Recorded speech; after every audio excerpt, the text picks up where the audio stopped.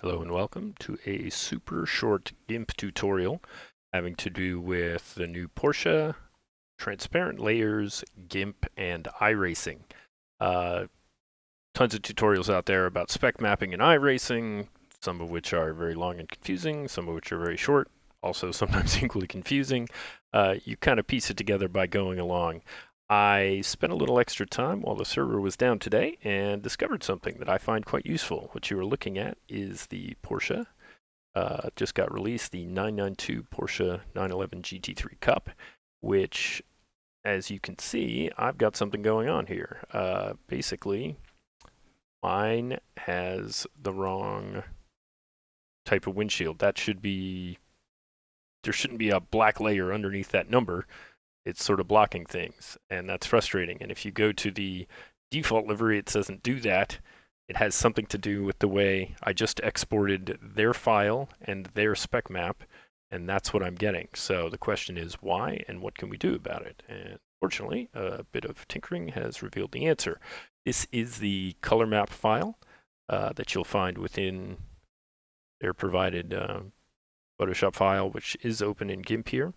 All I've done here is exported this, the stock file, and I've also exported this, the stock spec map. Real quick, neat thing about the spec map, this is kind of a nice Rosetta Stone if you're not really sure what you're doing when you're doing your layers in your spec map and trying to get metallic and roughness and all that stuff figured out.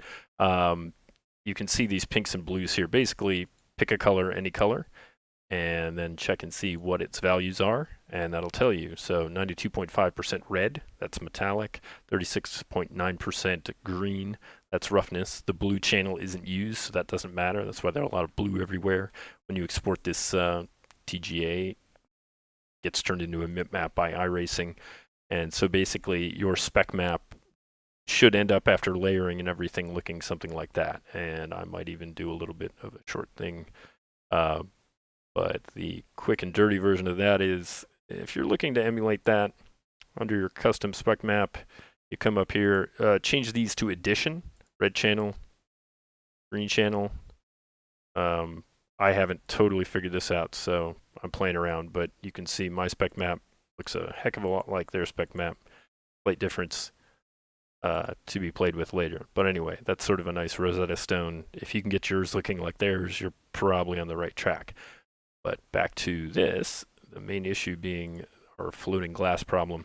It turns out that the way GIMP exports the color TGA, it's exporting these as a full black value, and that's what's getting turned into black stickers on the windshield of the car as rendered in Sim. So bring your handy dandy amount of poking. I'm not going to lie, I did a version of this video where it took me about 10 minutes to find this stuff again because I hadn't quite planned ahead, but you get to see the short version.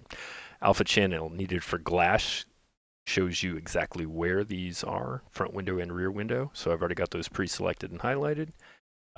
Glass included in scheme is a layer here that for some reason is going to be taking up, and we're just going to, with everything highlighted, we're going to burn through. Active channel's alpha layer is locked.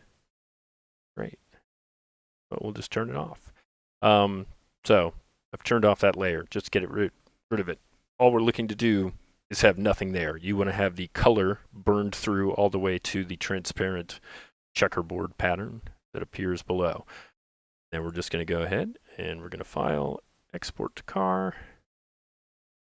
It's okay, error messages are fine, and then let's go ahead and hop back over to our model focus. Just like that, you can see we've gotten rid of that black background field on the front and rear windows, and now it looks essentially as it should. Like I said, more to figure out as I've unlocked GIMP secrets and the way it works with the TGAs and bitmaps in iRacing, but that at least gets you a way to achieve this transparency on the new Porsche, and this should also work. I believe the V8 supercars have a similar transparency thing for the headlights, and this could unlock some cool ways to play around with that. So hopefully this is some help to you. Thank you for watching. Come watch me race at Skiggity242 on Twitch. And Bye-bye.